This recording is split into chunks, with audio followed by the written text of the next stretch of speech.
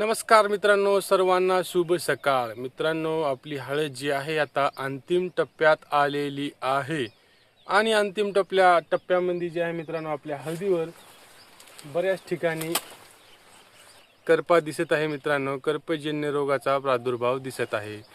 तर यावेळेस आपण काय केलं पाहिजे? बरेच शेतकरी जे आहे इथं थोडे घाबरतात, कारण आपली हळद जी आहे अंतिम टप्प्यात आली आणि करपाजन्य रोगाचा प्रादुर्भाव खूप मोठ्या प्रमाणात आपल्या हळदीवर दिसत आहे।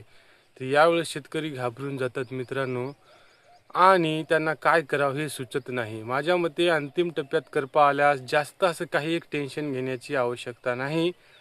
जमिनीद्वारे आपण इथे ड्रीपमधून एक कॉन्टॅक्ट अँड सिस्टमॅटिक फंगिसाइड कोणतंही देऊ शकता, कारण हळद आपली आता जी आहे परिपक्व अवस्थेत आलेली आहे आणि परिपक्व अवस्थेत कोणतंही पीक जे आहे औषधाला असं चांगल्या प्रकारे रिस्पॉन्स देऊ शकत नाही मित्रांनो, कारण त्याची जी आहे परिपक्व अवस्था आहे, त्याचं सर्व अन्नद्रव्य, त्याची ताकद ही जी आहे त्याच्या फळाकडे गेलेली असते। त्यांना फळ पोकवायचं असते। हळदीची कांडी लांबवण्याचं काम यावेळेस हळद करते, त्यामुळे औषधाला जास्त रिस्पॉन्स देत नाही आणि जे काही रोग जे हळदीवर आलेले आहेत ते जास्त प्रमाणात असा काही कंट्रोल झालेला आपल्याला दिसत नाही।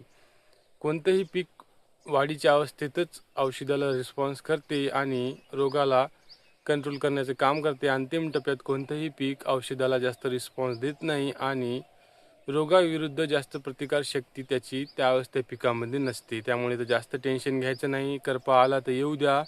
एक साधं सिंपल कोणतंही कॉन्टॅक्ट फंगिसाइड ते आपण घेऊ शकता। जर एकरी 3 किलो सल्फर जरी सोडला आपण, तरी पण त्याचा पण रिझल्ट खूप चांगल्या प्रकारे येऊ शकतो। आता वरून तर स्प्रे घेण्याची आवश्यकता नाही, कारण हळद खूप जास्त वाढलेली आहे आणि यावेळेस स्प्रे घेणं म्हणजे खूपच जास्त कठीण जाते मित्रांनो। तर ड्रिपद्वारे आपण एक कॉन्टॅक्ट अँड सिस्टमॅटिक फंगिसाइड इथं घेऊ शकता, ज्याचा वापर केल्यास आपल्याला खूप जास्त प्रमाणात फायदा मिळू शकते। तर प्रिव्हेंटिव्हमध्ये जर आपण वापर केला असता, ट्रायकोडर्मा आणि सुडोमोनास जर घेतला असता आपण प्रिव्हेंटिव्हमध्ये, तर आपल्याला खूप चांगल्या प्रकारे रिझल्ट आला असता। आपण तेच काम केलं आहे, त्यामुळे आपल्या हळदीवर असा जास्त प्रमाणात रोग नाही आणि काही पण नाही, करपा नाही, काही नाही। आपली हळद एकदम जबरदस्त आहे मित्रांनो। हळद या पिकात प्रिव्हेंटिव्हमध्ये काम केल्यास आपल्याला 100% चांगला रिझल्ट मिळू शकतो।